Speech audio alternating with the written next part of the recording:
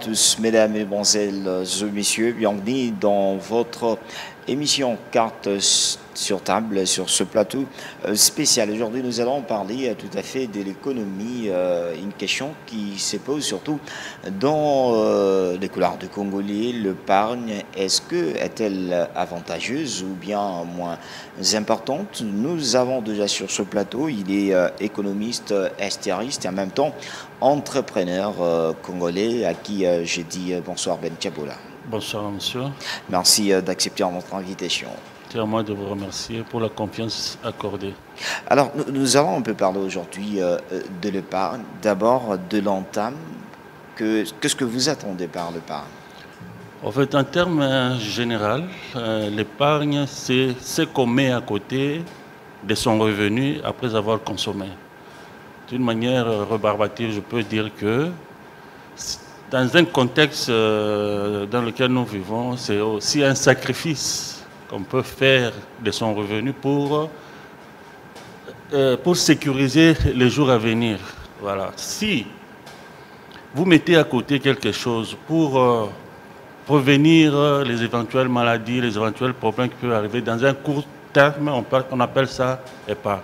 Si vous mettez à côté pour long terme, donc pour prévoir le problème qui va venir, l'avenir, on appelle ça investissement. C'est-à-dire que c'est un élément très important dans les circuits économiques.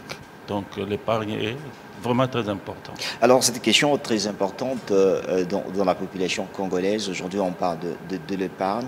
Beaucoup se posent tellement une question, est-ce que c'est important d'épargner dans la vie? Vous venez justement de dire que lorsque vous voulez vous projeter dans l'avenir pour faire quelque chose, il faut au moins que vous puissiez avoir quelque chose de côté.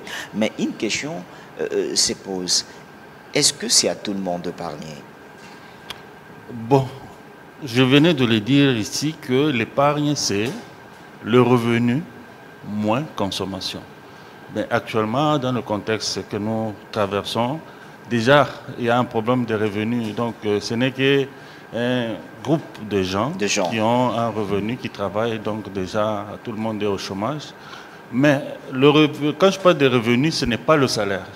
C'est tout ce qui peut être à la portée de votre main qui peut vous permettre de vivre. C'est-à-dire, quand vous parlez, en vous entendant, même quelqu'un qui s'est débrouillé peut aussi épargner. Tout à fait. L'épargne n'est pas justement approprié à ceux qui sont en train de travailler. Non.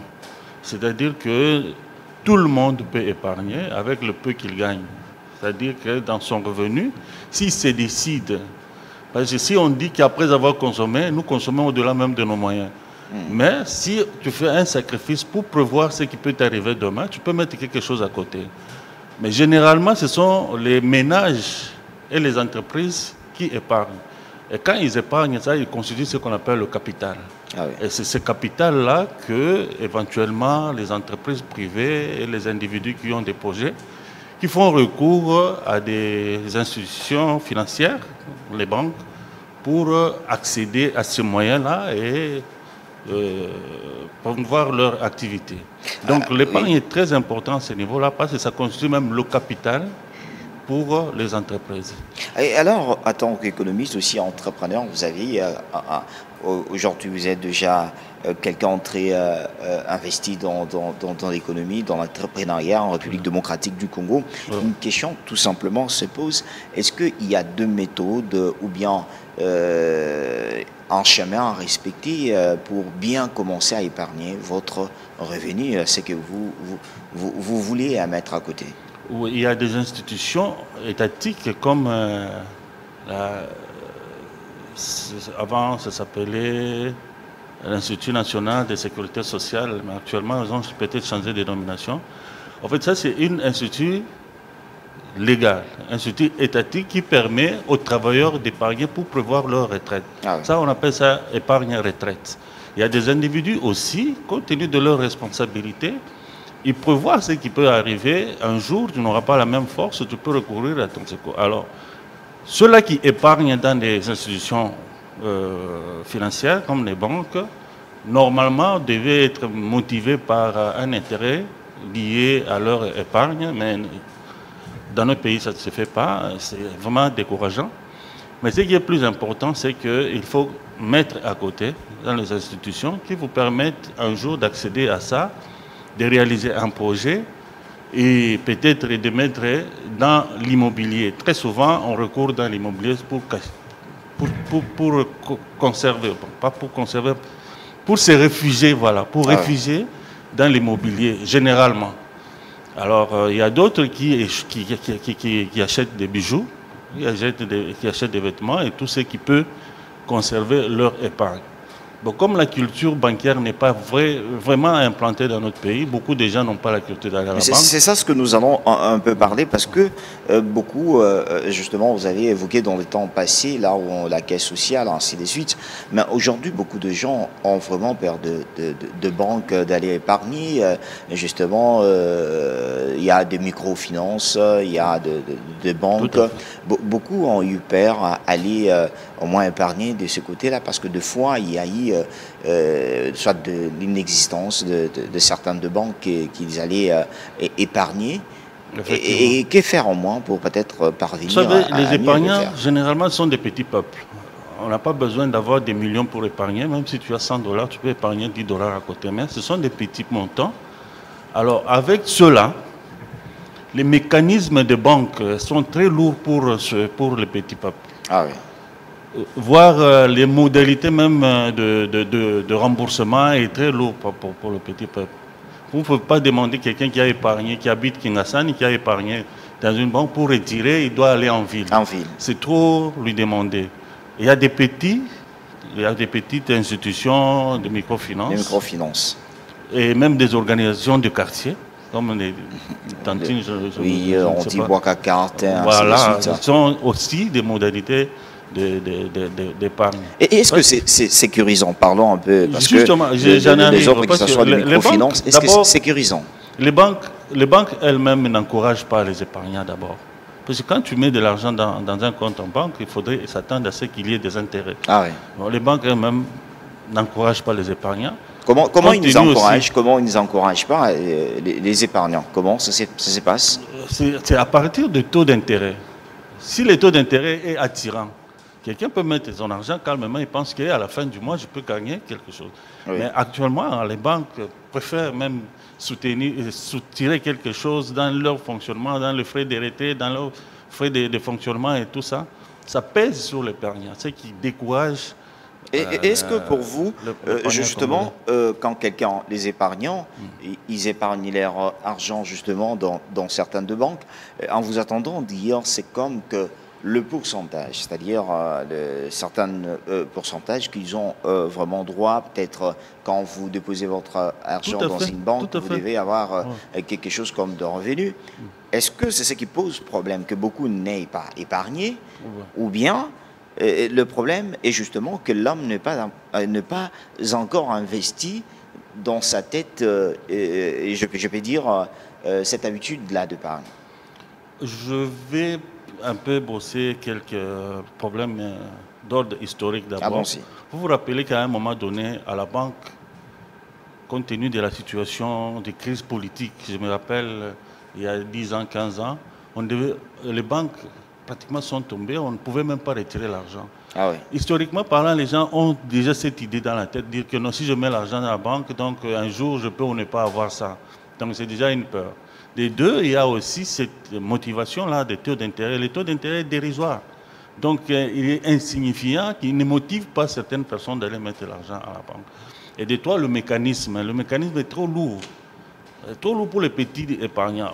Il y a des grandes entreprises, des grands messieurs qui ont beaucoup d'argent. Tu peux mettre 100 000, 200 000 dans un compte en banque. Bon, tu as tout intérêt d'y aller et tout ça. Mais si quelqu'un épargne 10 $, 2 $, 3 $, et vous lui demandez d'aller en ville pour retirer son argent, l'accès d'abord à la banque, tu as trouvé beaucoup de gens. Je me rappelle que dernièrement, avec le gouvernement Mapon, avec le problème de paiement avec le système bancaire, c'est aussi une façon aussi de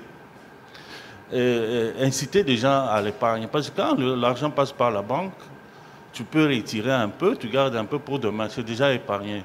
Mais tu vas voir, pour retirer cet argent, ce qui se passe à la banque. Donc il faut faire des queues, il faut passer toute une journée dehors.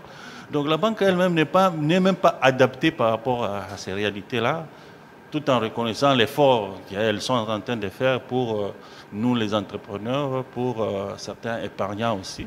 Mais moi je parle plus des petits De petits peuples. Voilà, de petits peuples. Et alors, justement, vous venez de parler de pourcentage et ainsi de suite. Ouais. On parle de banques, il y a ceux qui aujourd'hui avec de microfinance, les autres avec le boîtier sa carte. Et justement, beaucoup se posent une question, pourquoi beaucoup de personnes sont découragées? Justement, vous avez parlé de pourcentage. Est-ce que c'est justement à la banque qu'on peut être sécurisé?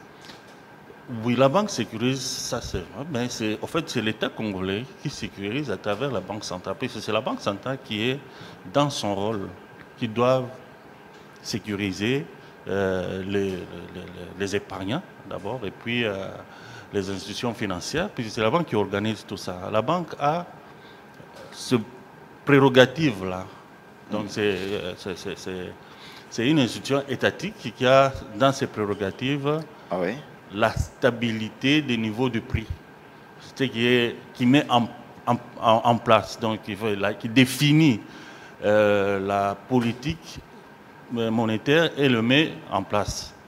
Donc c'est la Banque centrale qui a ces prérogatives-là. Alors dans son rôle, il doit sécuriser les épargnants et il sécurise aussi les crédits à travers les banques commerciales, c'est-à-dire ses partenaires. Donc, au niveau de la sécurité, c'est vrai qu'actuellement, si tu épargnes, tu as 100% la probabilité de retirer ton argent, mais c'est le taux d'intérêt qui est dérisoire. On parle que les banques commerciales suivent en fait le taux directeur de la Banque centrale. Mais je crois qu'il y a un grand écart entre le taux directeur et le taux directeur de la Banque centrale et le taux que les banques commerciales appliquent. C'est cette différence-là qui n'encourage pas beaucoup des épargnants. En fait, on y va juste pour la sécurité, mais on n'y va pas pour la rentabilité. On y va justement pour la sécurité. Oui. Ces mamans qui vendent peut-être de Matembele, de Pondou, qui ont besoin d'épargner, mais quand vous allez leur parler qu'il faut passer à Gombe, en ville, justement pour épargner. Et cette maman qui s'en va vers de boutiques pour au moins faire ce qu'on dit de boîtier sa carte. Mais justement, quel intérêt a-t-elle cette maman? Parce que deux fois, on peut découvrir que cette boutique n'existe pas et c'est justement une perte et n'est pas sécurisée. Tout à fait. C'est pratiquement l'inverse de la banque. Ces systèmes-là de boîte à carte, c'est plus rentable. Mais ce n'est pas sécurisé parce que tu peux mettre aujourd'hui, demain, après-demain, le monsieur disparaît parce qu'il n'est pas légal, il n'est pas sécurisé.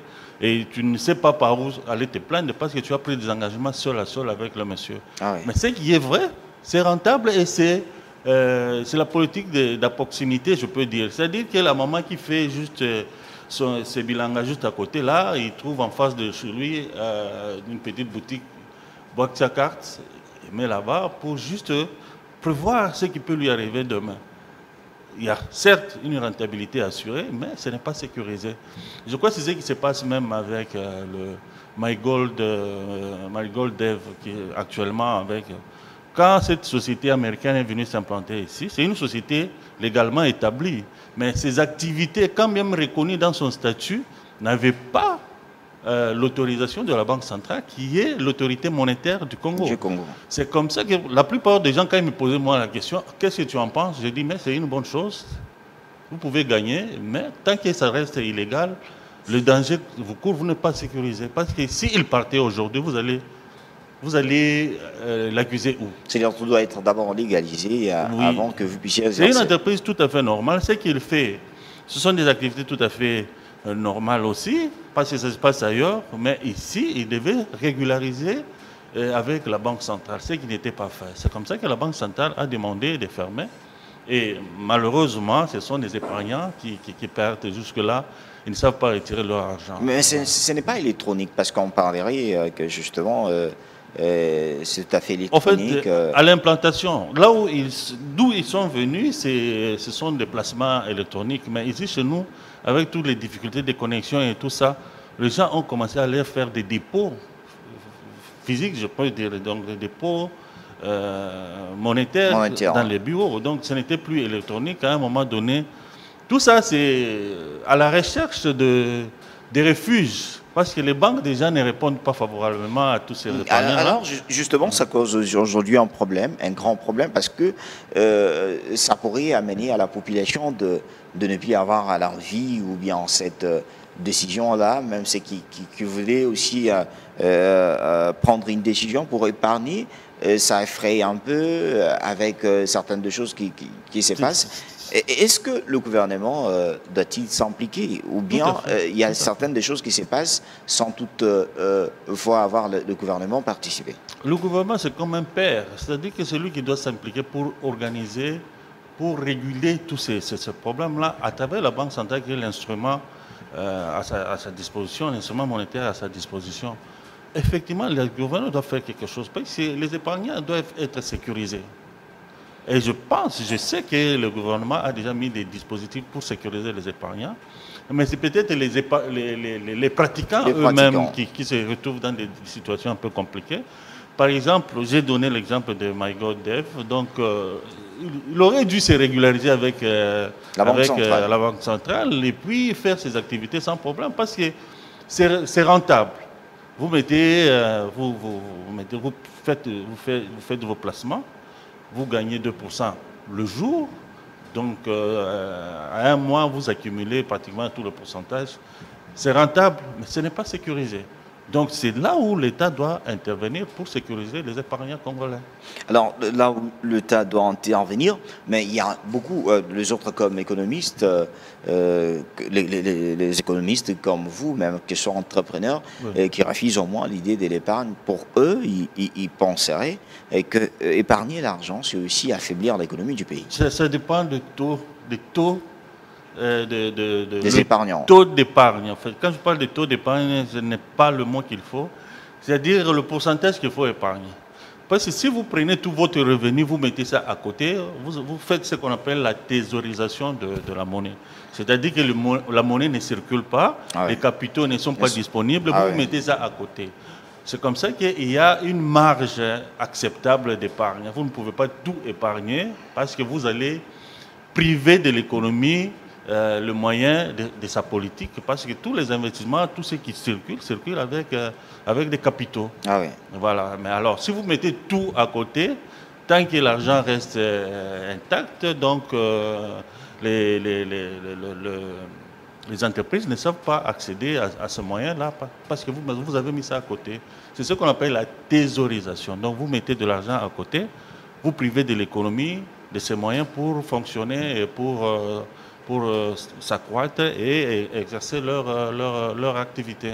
Alors, exercer leur activité, on a parlé un peu des avantages, parce que vous avez dit, vous voulez vous lancer pour faire deux choses, peut-être du business, il faut épargner, faire déjà certaines deux choses, c'est ce qui est tellement très capital. Et aujourd'hui, justement, est-ce que dans l'épargne, il y a aussi des désavantages? Oui, il y a l'avantage comme il y a aussi des désavantages. Parce que beaucoup parlent que justement, quand vous épargnez, c'est pour profiter, c'est pour, avec l'avenir, en bénéficier. Mais il y a aussi certaines personnes qui parlent de désavantages lorsqu'on épargne, comme c'est qu'on vient de dire, que ça affaiblit l'économie. J'ai parlé en termes de sacrifice. C'est déjà un désavantage. C'est-à-dire que dans le contexte actuel, dans notre pays, pour épargner, il faut faire un sacrifice parce que le revenu lui-même ne te convient pas. Alors, si tu arrives déjà à épargner, c'est-à-dire que tu as fait des gros sacrifices pour mettre de l'argent à côté. Si tu fais un mauvais placement, comme le Goden, actuellement illégal, avec tous les problèmes qui s'en suivent, donc c'est un désavantage.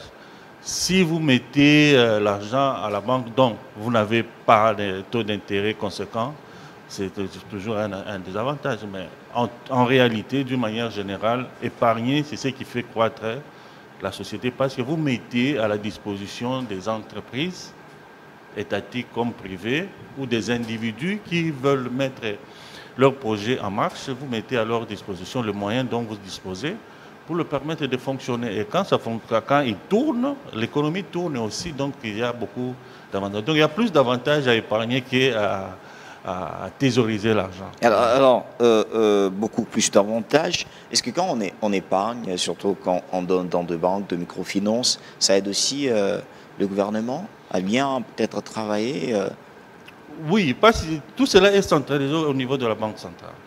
Tous les crédits que les banques donnent, c'est la Banque centrale au fait qui donne. Ah oui. Voilà. Ça vient d'où? Ce sont les épargnants. Quand ils mettent de l'argent et qu'on ne sait pas quoi faire avec, on met à la disposition des entreprises commerciales avec une marge bien déterminée, quoi. Et puis, ça aide à ce que le pays puisse fonctionner dans ces secteurs économiques. Donc, c'est avec cet argent-là qu'on finance les petites et moyennes entreprises, bien sûr, mais il y a aussi une part qui vient de l'État. Mais actuellement, ce sont les épargnants qui financent l'économie. Vous parlez justement de petites et moyennes entreprises que l'État financerait. Mais beaucoup se posent la question, qui sont oubliés, surtout vous êtes entrepreneurs congolais, que c'est tout à fait difficile d'accéder à ces crédits, hein, justement. Tout à fait. C'est très difficile parce que les petites et moyennes entreprises ne sont pas accompagnées. Les banques... C'est-à-dire doivent être accompagnées par l'État ou bien de microfinance ou bien de banques ou l'État congolais qui devait faire son travail. Je m'excuse beaucoup, mais je sais qu'il y a beaucoup de banquiers qui nous suivent. Les banques doivent jouer leur rôle, en fait. Leur rôle, c'est vrai de sécuriser les épargnes aussi, mais c'est financer aussi l'économie. Ce qui est contraire. Ce qui est vraiment contraire. Pour accéder, les modalités ou les conditionnalités sont très, très difficiles. Pourquoi ils le font? Parce que vous êtes congolais comme ils évoluent dans votre pays, vous êtes entrepreneur, vous avez une société. Moi, je pense. Et pourquoi ça fait que des conditions arrivent très difficiles? Ce n'est pas peut-être un manque de sincérité entre les entrepreneurs. Et puis peut-être la première fois, m'excuse, ils ont y à tenter justement sans avoir succès. Moi, je pense que c'est le système lui-même qui pose problème. C'est le système lui-même qui pose problème dans le sens que les banques ont peur de risques. Ils ne peuvent pas prendre beaucoup de risques. Ah oui. Ils se limitent au niveau de risques. Ils ne peuvent pas aller au-delà. Alors, quand ils veulent se sécuriser eux-mêmes, donc ils ferment toutes les frontières par rapport à tous ceux-là qui veulent accéder. Il faut peut-être que la banque puisse accompagner, écouter les petites et moyennes entreprises, les accompagner au fait, les approcher, aller vers eux. Donc, il ne faudrait pas qu'on mette des conditionnalités et puis ces petites et moyennes entreprises n'accèdent pas à ces capitaux-là et puis vous croisez les bras. Moi, je crois que les banques doivent faire un effort pour aller dans le sens d'encourager les petites et moyennes, de les accompagner. Les exemples sont très légers, nous n'avons pas vraiment pratiquement le temps pratique d'expliquer tout cela. Mais je crois que les banquiers eux-mêmes savent ce que je suis en train de dire parce que accéder à un crédit à la banque, c'est vraiment une casse-tête. Il faut beaucoup de conditionnalités que les petites et moyennes entreprises n'ont pas. Peut-être qu'il faudrait que, au niveau de la sécurité, qu'ils puissent se sécuriser par on appelle une garantie de souveraineté. Ah ouais. Donc l'État se dit que non, écoutez, on va mettre à la disposition des petites et moyennes entreprises les moyens. Moi, je vous garantis que s'il y a des petits problèmes, je veux... Là, c'était justement une question très importante. Le gouvernement qui garantit certaines de banques pour justement aider les petites et moyennes entreprises. Vous ne voyez pas que c'est une façon aussi de rendre ces moyennes petites entreprises un peu deux fois paresseuses, aussi peut-être arriver à escroquer l'argent parce que en leur tête, ils pensent que le gouvernement va au moins peut-être à payer parce que c'est le gouvernement qui a pris cette décision, ses responsabilités. Je parlais tout à l'heure du système. En fait, c'est un peu ça. Donc, qu'on se dise certaines vérités aussi. L'État n'a pas aussi suffisamment de moyens pour intervenir. Les banques commerciales sont des entreprises privées. se sécurise aussi, tout comme il ne veut pas se mettre en danger par rapport à certains entrepreneurs véreux qui prennent l'argent pour ne pas rembourser. Donc, je crois que c'est l'État qui doit jouer son rôle. L'État doit vraiment jouer son rôle dans tout ça pour réguler, pour sécuriser et pour relancer l'économie. Ce dont je parlais, les initiés comprennent facilement, donc l'État doit jouer son rôle. L'État doit jouer son rôle. Est-ce que aussi les entrepreneurs congolais jouent aussi un rôle, peut-être que ce soit dans l'économie congolaise, oui. Est-ce qu'ils apportent, une pierre de plus, oui. Ou bien justement ils veulent que l'État puisse aider ou intervenir?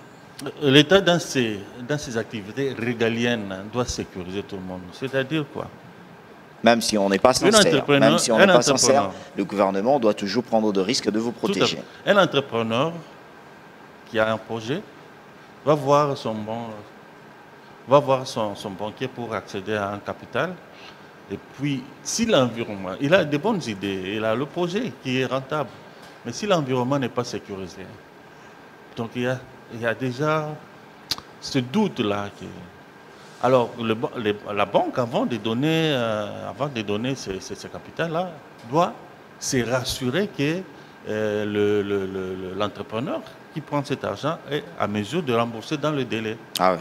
Voilà, c'est en mettant tout cela. Moi, je parle de la normalité, hein, je ne parle pas des entrepreneurs ou des escrocs et tout ça, non. Je parle de la normalité. Donc, nous devons, c'est vrai, entrepreneurs, rassurer les banques, et les banques doivent aussi comprendre et nous accompagner, mais dans tout ça, c'est l'État congolais qui doit sécuriser tout le monde et mettre tout le monde à l'aise par ses activités régaliennes, c'est-à-dire la sécurité, c'est-à-dire l'environnement, les infrastructures, et tout ça. Mettre simplement la lumière sur les grandes affaires, c'est aussi participer à la sécurité des petites et moyennes entreprises. Parce que quand ils vont fonctionner dans les heures tardives, tu as été victime toi-même de ce qui se passe avec le Koulouna. Déjà à ce niveau-là, c'est le rôle de l'État. C'est le rôle de l'État. Vous ne pouvez pas prendre le risque de prendre de l'argent pour aller mettre dans une banque, mais vous n'êtes pas sûr que vous allez arriver même à cette banque-là. Alors, justement, vous évoquez un problème de l'État qui doit vraiment s'impliquer. Une autre aussi chose, dans un autre angle, c'est bien le problème des entrepreneurs qui, deux fois, pleurnichent trop.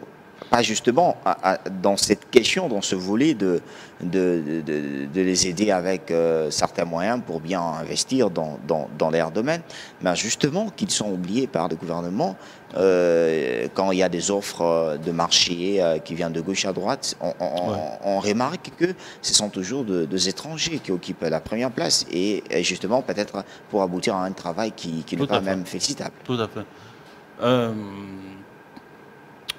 Tout se résume au niveau de l'accès au capital.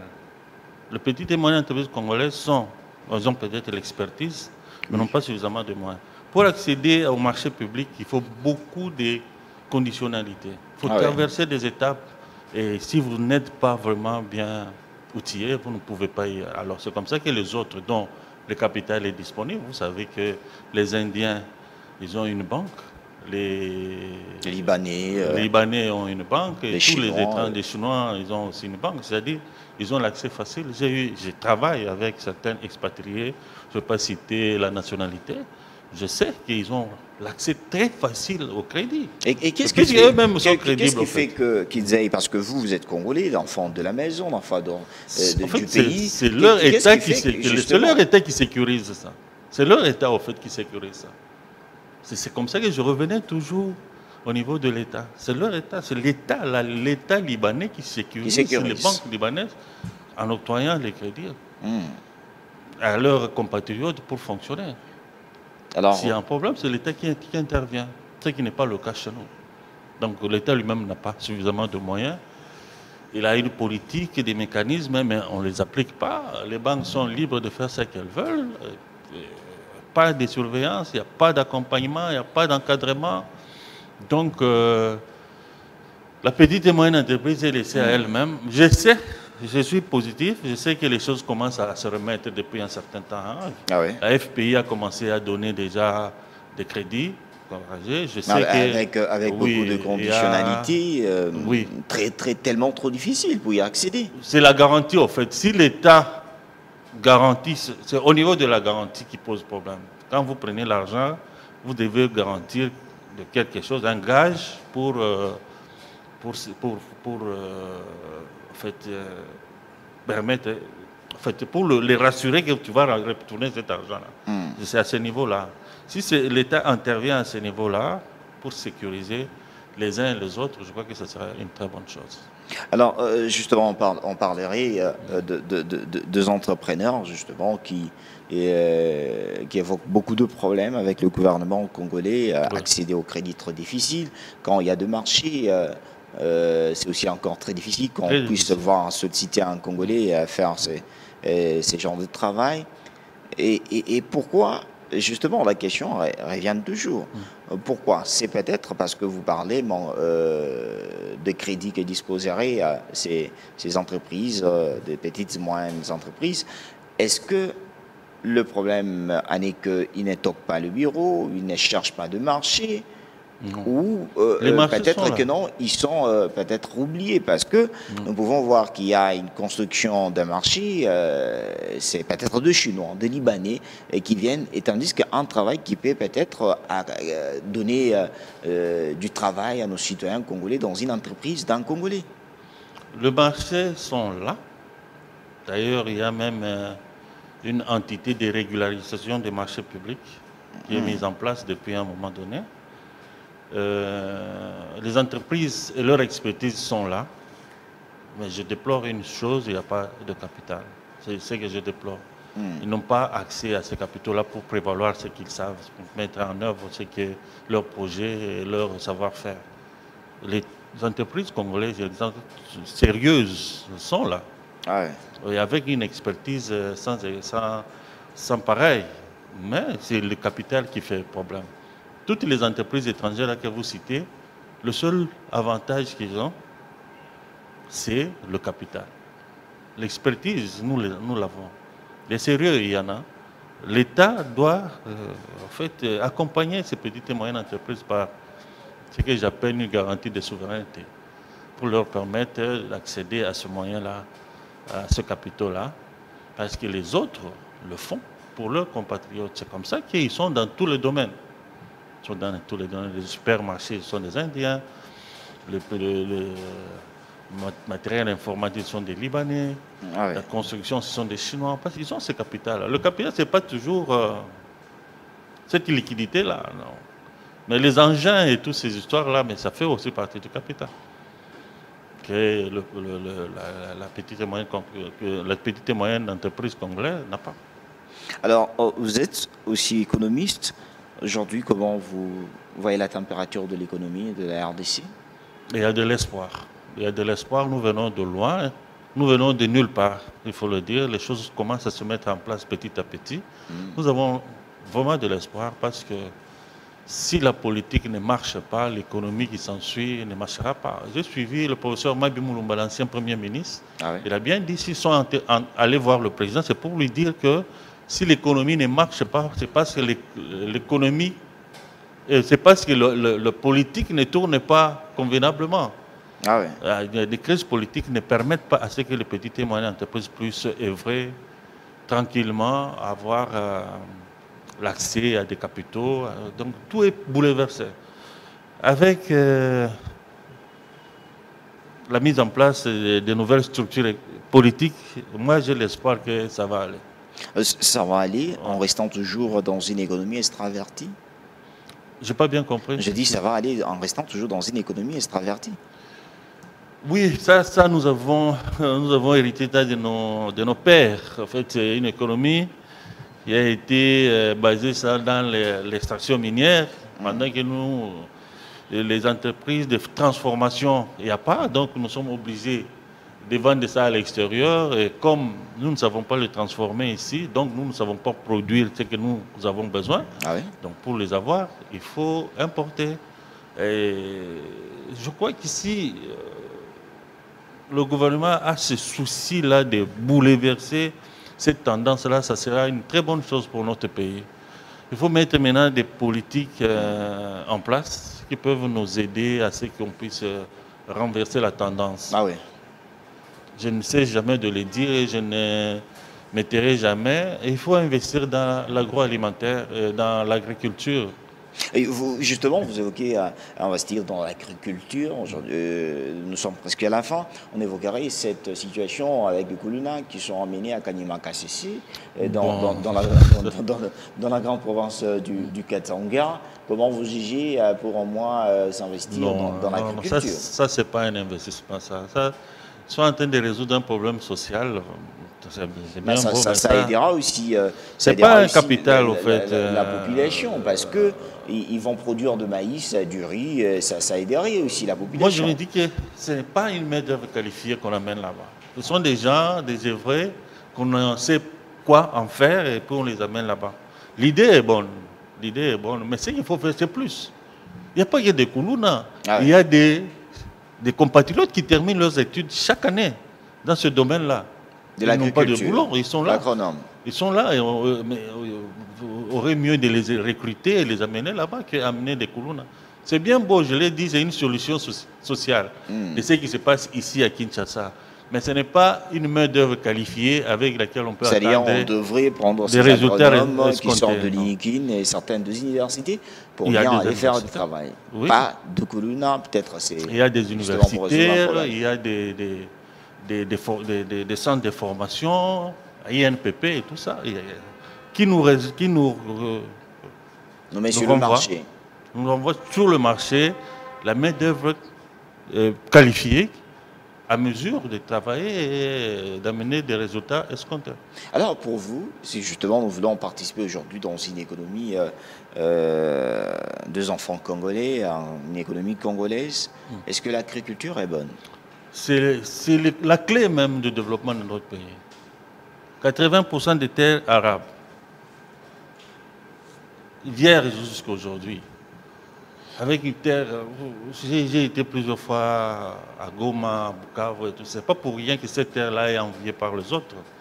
Vous jetez n'importe quoi, ça pousse. Mais pourquoi nous ne pouvons pas mettre ça au profit de notre économie? Puisque c'est disponible. Qu'est-ce qui manque? Non, mais donc c'est un problème des normes, des normes politiques congolais. C'est un problème de structure, c'est un problème de système qui est en place. Moi, je crois qu'il faut que le gouvernement puisse prendre ça en main. Investir dans l'agriculture au lieu de faire des investissements éléphantesques. Nous n'allons pas récolter Bukangalozo bis. Il faut relancer Bukangalozo. Bukangalozo, c'était un bon projet. Hein. Peut-être les gens ont politisé ça, mais c'était un très bon projet. Oui, c'était un contrat de type avec les Sud-Africains. Privé, l'État. Ce sont des Sud-Africains qui sont venus. Ah oui. Mais l'État a mis tout ça. À Bukangalozo, il y a 6600 volts disponibles. Il y a des réservoirs d'eau disponibles. Il y a la route. Il y a des infrastructures. L'État a tout mis là-bas. Tout ce qu'on chante, c'est sur le plan politique. Hein, c'est justement la gérance de l'État a fait sa part des choses. L'État a mis, il y a de l'électricité là-bas. Ah ouais. Il y a de l'eau, il y a des routes, il y a des maisons. Il y a tout ce qu'il fallait pour booster l'activité des privés. Mais malheureusement, ceux qui sont venus ont politisé un peu cette affaire. Vous vous rappelez que la première production, on disait à tous ceux-là qui sont dans ces contrées-là que non, si vous achetez ce produit, on va donner le moyen à Kabila pour revenir. Ah oui. Les autres donc quand on a politisé cette affaire-là, il y a à boire et à manger dans cette histoire-là. Il y a vraiment à boire et à manger. C'était un bon projet. Ne regardons pas toujours la politique, ne regardons toujours la ségrégation, tout ce qui se passe autour. Non. C'était un très bon projet. Si aujourd'hui, le ministre actuel de l'Agriculture voulait se relancer, moi je l'encourage. Il faut mettre beaucoup de moyens parce que les études ont été faites et Et le résultat était très concluant par rapport à ça. Alors vous allez, bon, nous sommes presque à la fin, vous allez regarder votre caméra parce qu'on a parlé de l'épargne, l'avantage et les désavantages. Annoncez peut-être à ceux qui hésitent d'y aller, où aller et quel choix faire pour bien épargner et qu'est-ce qu'il faut faire, quel principe, quelle idéologie vous mettre en premier lieu pour bien épargner parce que chacun de nous a toujours quelque chose à faire dans l'avenir.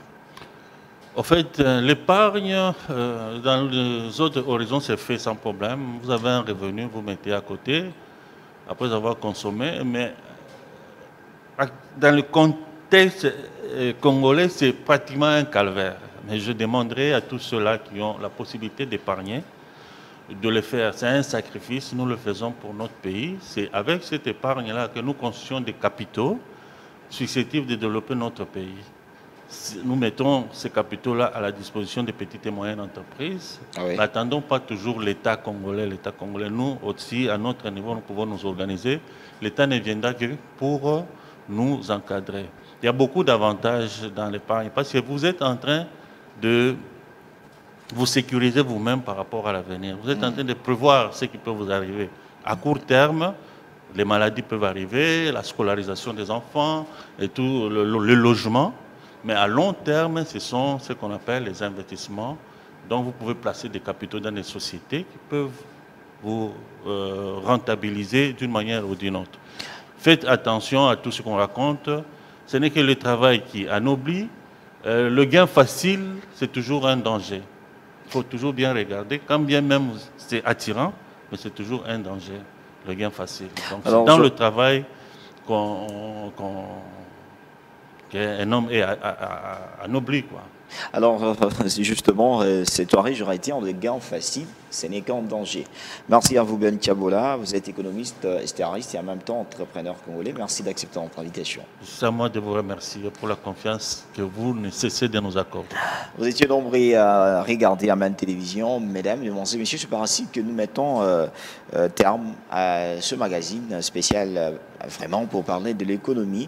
Nous allons nous retrouver la semaine prochaine à la même heure et aussi dans une nouvelle émission. Merci, au revoir.